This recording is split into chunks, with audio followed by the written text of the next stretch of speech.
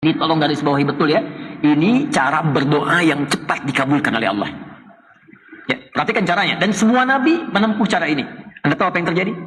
Lihat ayat 39-nya. Pakai fa. Fastajabna. Maka kami langsung kabulkan. Nggak pakai jeda. Kalau belum sampai ke titik itu, malam ini maksimalkan.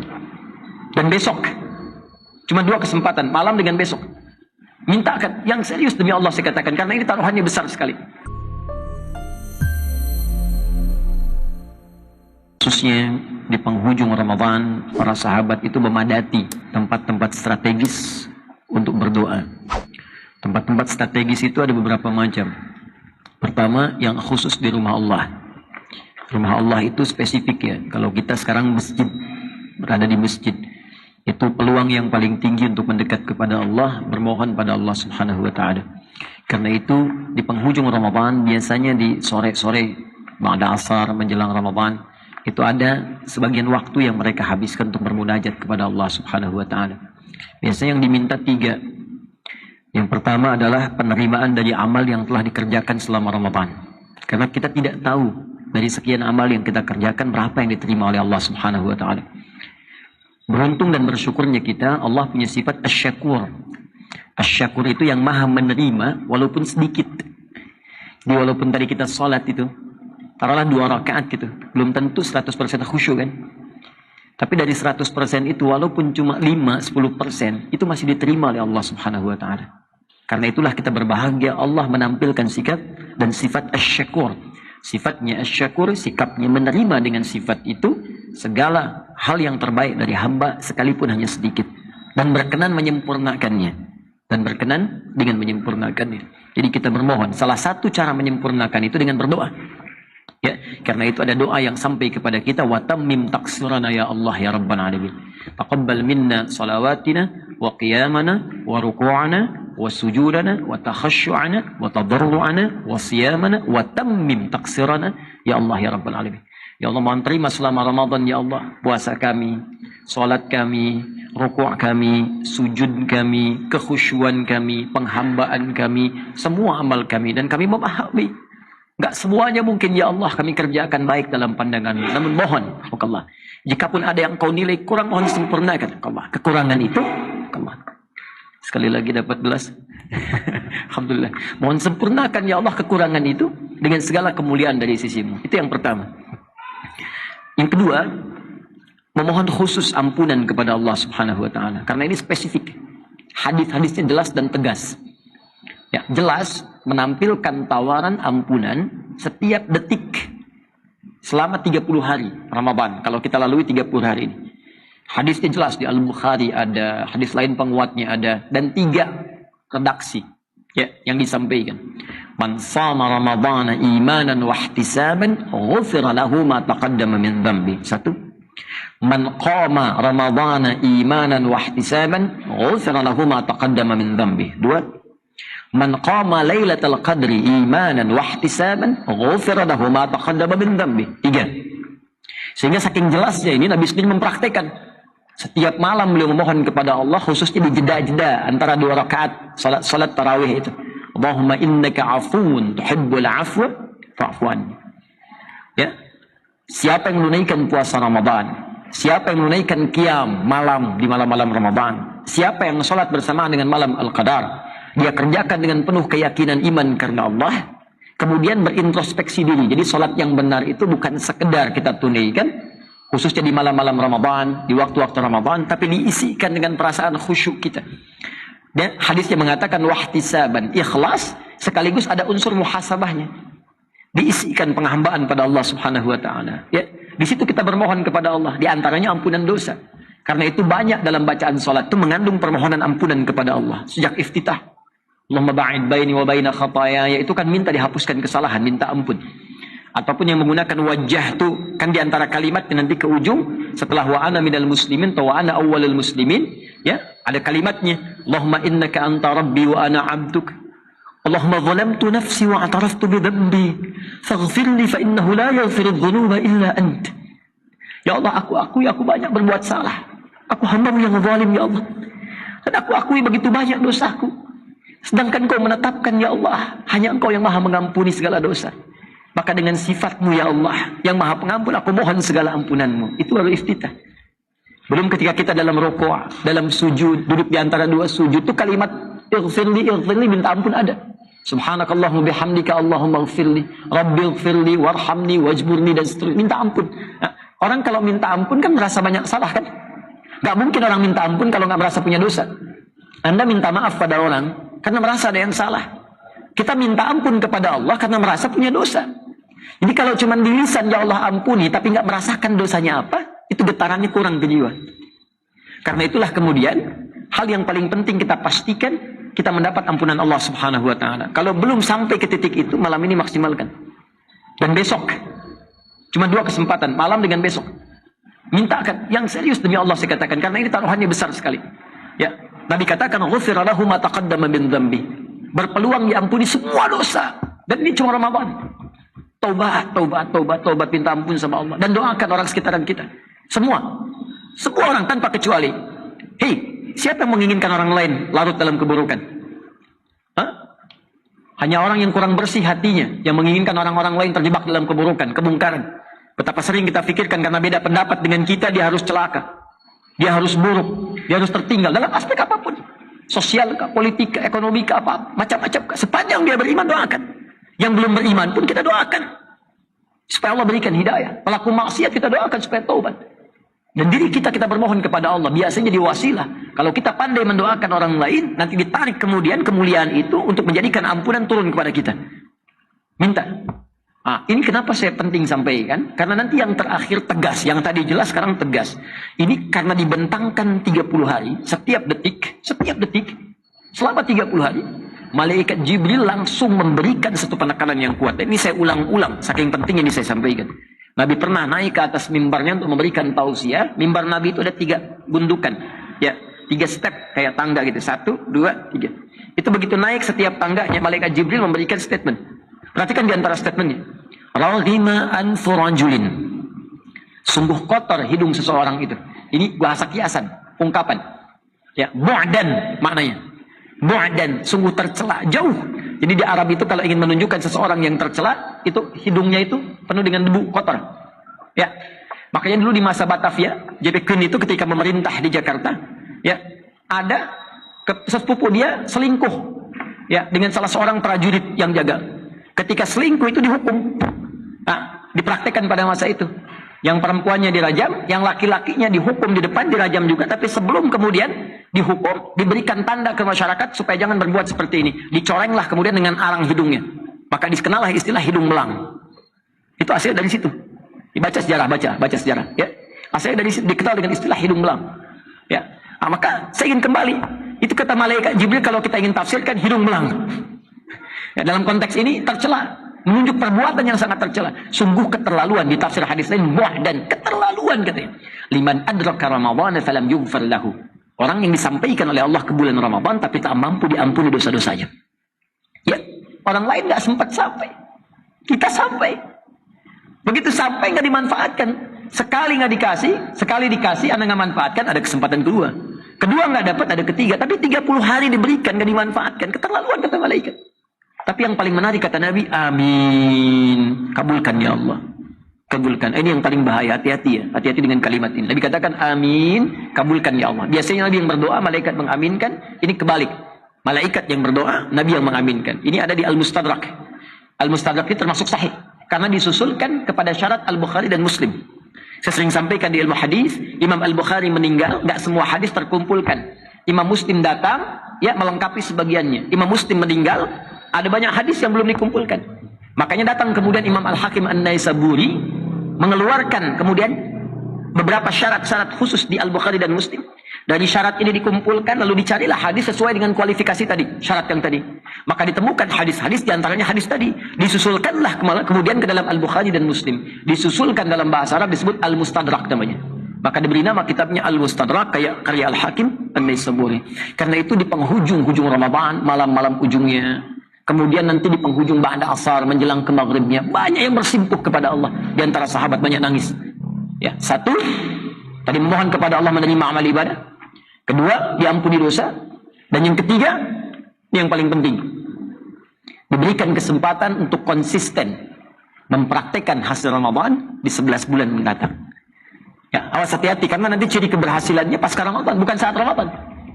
Orang yang berhasil bukan saat trainingnya, saat mempraktekkan hasil training itu.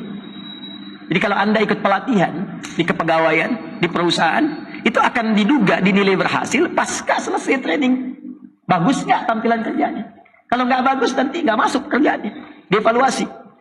Sama persis dengan kita saat Ramadan. Kalau kita ingin membuktikan kepada Allah berhasil pasca Ramadan, ya, litasyi'a, untuk meluas fawaid Ramadan fi jami'il awqat. Semua manfaat Ramadan di setiap waktu. Itu faedahnya kemuliaan satu waktu.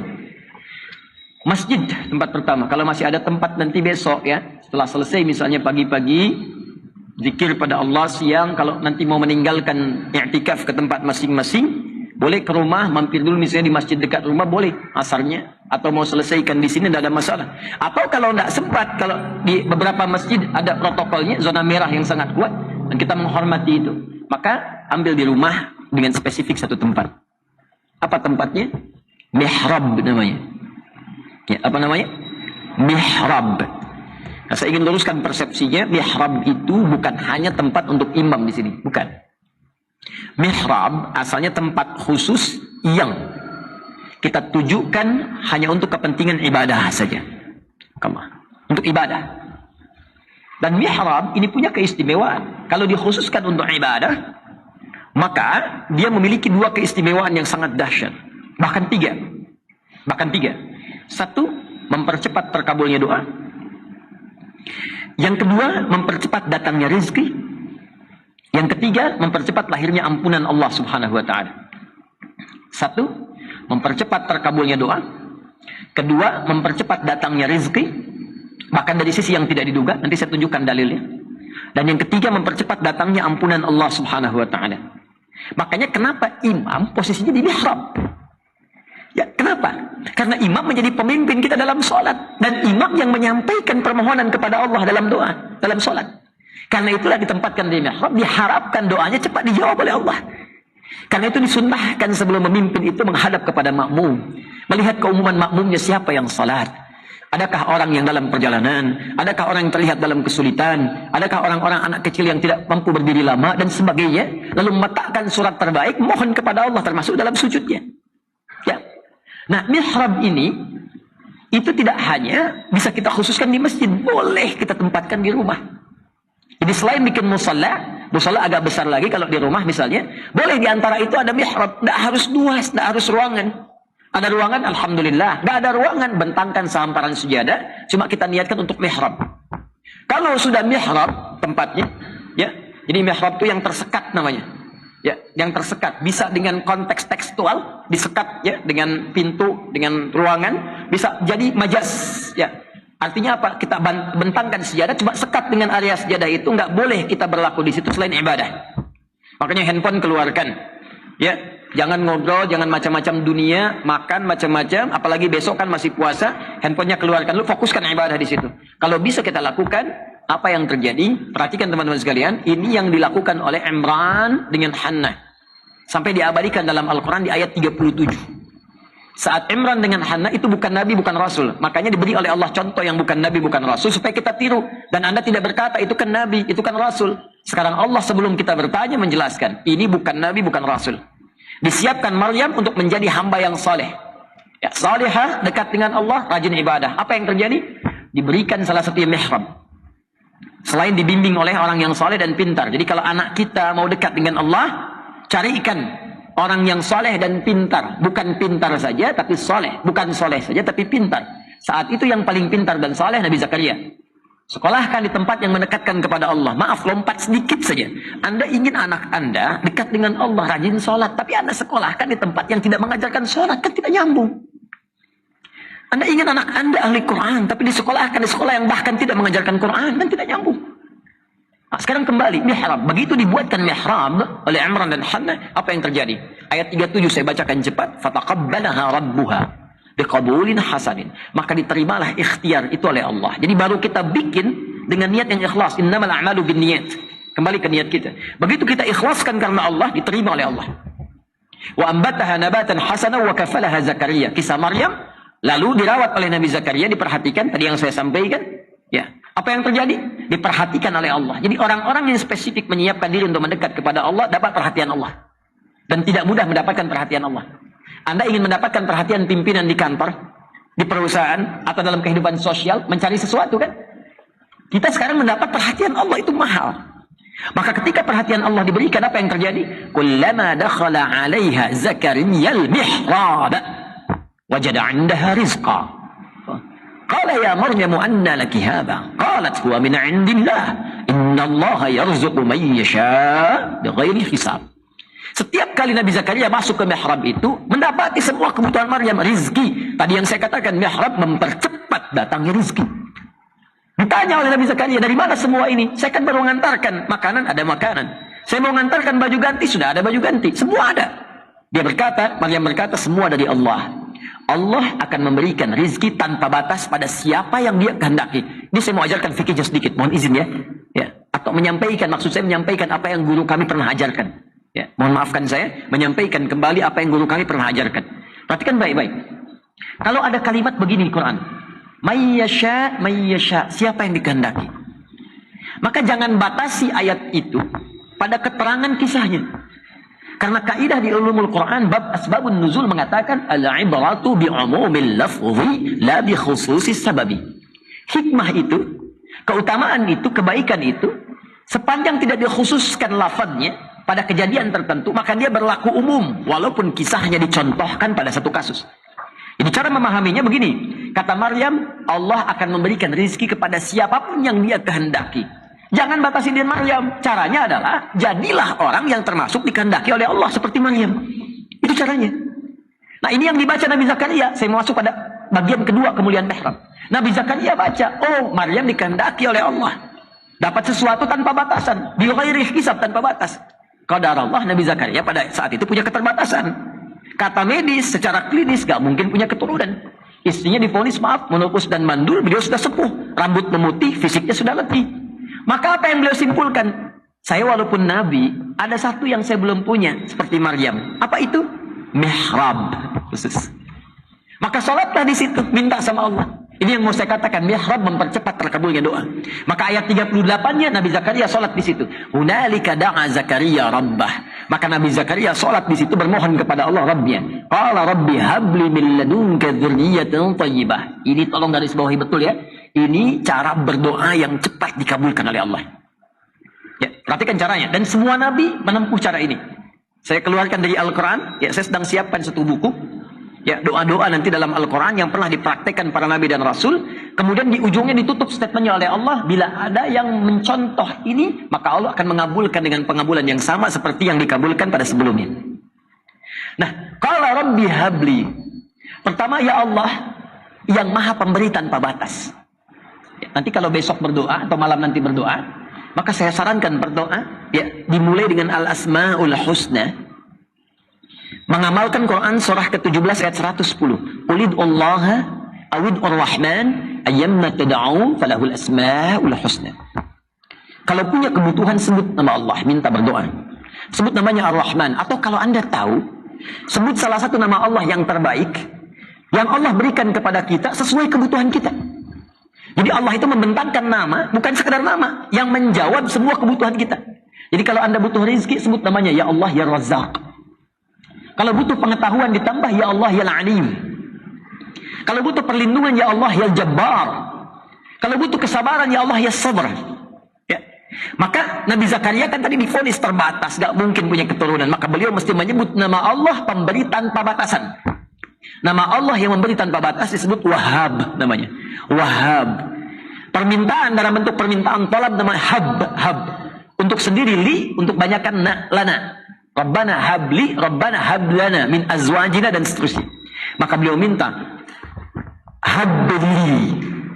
Hunalika da'a Zakaria rabbah qala rabbi habli, ya Allah yang maha pemberi tanpa batas. Mereka mengatakan aku punya keterbatasan. Aku memohon kepadamu yang tidak punya batas dalam pemberian. Dzurriyyatan thayyibah. Ya, Rabbi habli min ladunka dzurriyyatan thayyibah. Dari sisimu saja ya Allah. Karena mereka mengatakan mustahil. Tahrif ini lafadznya khususkan ke kita. Ya Allah, mereka mengatakan aku mustahil sembuh ya Allah. Ya Allah, mereka mengatakan masalahku di rumah mustahil tidak selesai ya Allah. Ya Allah, mereka mengatakan aku tidak mungkin mendapat pekerjaan ya Allah. Ya Allah, mereka mengatakan tidak mungkin masalah selesai. Sedangkan hanya Allah pemberi tanpa batas. Aku meyakini ya Allah. Aku meyakini hanya Engkau yang memberi solusi tanpa batas. Aku mohon solusi darimu saja ya Allah ketika mereka katakan tidak mungkin diberikan. Innaka sami'ud du'a. Perhatikan cara menerjemahkannya. Ini beda dengan terjemahan ini tafsir ya. Innaka sami'ud du'a, sungguh aku meyakini hanya Engkau yang mampu mengabulkan doa. Kalau pada yang maha mengabulkan doa saja, yang maha mendengar doa tidak dikabulkan, lantas kepada siapa lagi aku mesti meminta? Anda tahu apa yang terjadi? Lihat ayat 39-nya, pakai fastajabna. Maka kami langsung kabulkan, nggak pakai jeda. Karena itu besok, kalau nggak di masjid, ya menjelang ba'da asar, boleh jeda sebentar, gitu kan? Tilawah, zikir, istighfar. Nanti menjelang ke maghrib itu enak tuh suasananya. Anda akan dapatkan keheningan tersendiri dalam hati itu. Ada getaran. Memang kadang-kadang ada kesedihan. Tapi juga disertai kebahagiaan. Seperti pertanyaan saudari kita beberapa waktu lalu itu. Ada kesedihan tapi ada kebahagiaan. Setelah itu tiba kemudian ada air mata. Itu begitu air mata mengalir sertai dengan doa. Disitulah titik bagaimana Allah memberikan rahmat kepada kita. Minta ampunan, minta kabulkan doa. Maka silahkan lihat bagaimana reaksinya. Ya. Yang di rumah kalau sudah pulang esok misalnya asar mau buka dengan keluarga, ini biasa di akhir-akhir biasanya kalau i'tikaf selesai ya, di antara sahabat juga ba'da asar ada yang keluar ya, kemudian memperbanyak takbir kepada Allah, kemudian baru kembali lagi untuk berzikir memohon ampunan di penghujung menjelang maghrib. Silahkan lakukan di mihrab duduk. Nah ini yang kedua ya. Nah kemudian persiapan setelah itu takbir udah senang. Saya dengan teman-teman tuh dulu masya Allah ya, setiap Ramadan tuh suka teman-teman kabari lagi, ayo yuk masuk yuk masjid itu. Gak usah pimpin macam-macam, gak usah berjamaah, sendiri-sendiri aja. Sampaikan, ada yang ke pojok, ada yang di mana masing-masing gitu.